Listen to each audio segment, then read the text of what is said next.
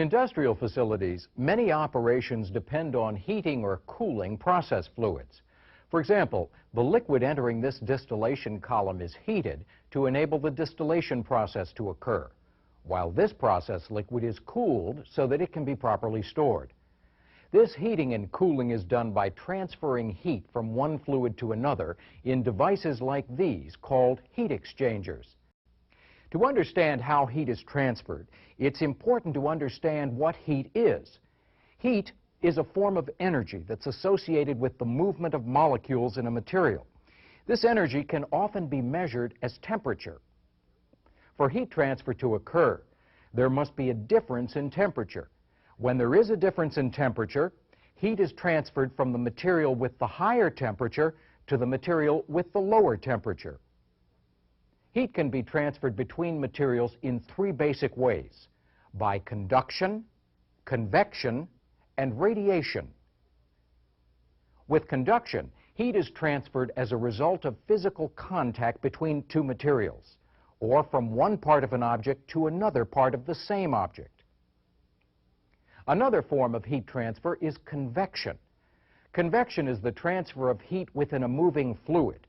Convection can be divided into two categories: natural convection and forced convection. We'll use this container of water and dye to show how natural convection works. As the water is heated, the water that's closest to the bottom is heated more than the water elsewhere. As the temperature of the water on the bottom increases, that water becomes lighter or less dense and rises upward. At the same time, the cooler water sinks to the bottom of the container.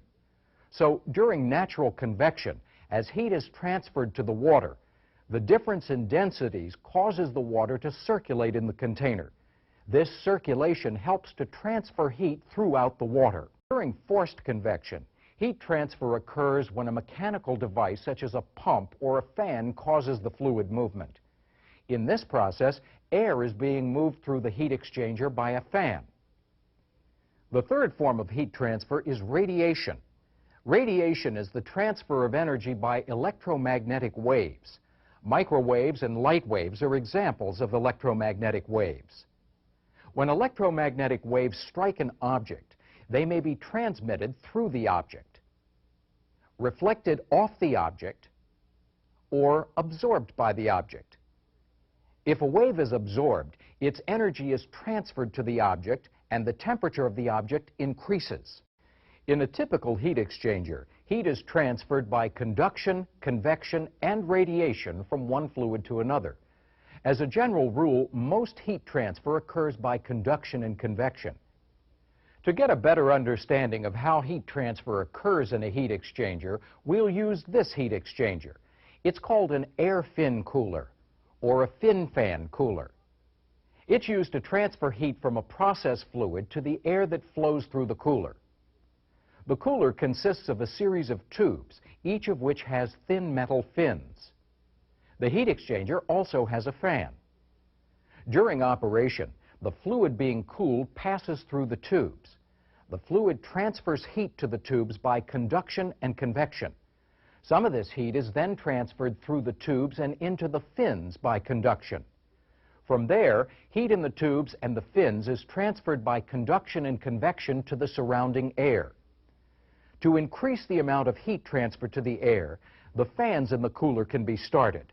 This increases the airflow through the cooler, which increases the amount of heat that is transferred by convection to the surrounding air. For example, as the difference in temperature between the two fluids in a heat exchanger increases, the amount of heat that can be transferred also increases. The amount of surface area in a heat exchanger is another factor that affects heat transfer. Basically, the greater the surface area, the greater the amount of heat transfer that can occur. Another factor that can affect heat transfer is the type of material that the heat is transferred through.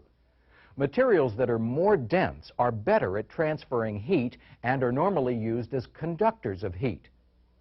On the other hand, materials that are less dense will transfer less heat and are normally used as insulators.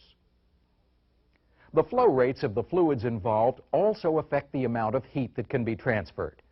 Generally, as the amount of fluid that passes through a heat exchanger increases, the amount of heat that can be transferred also increases.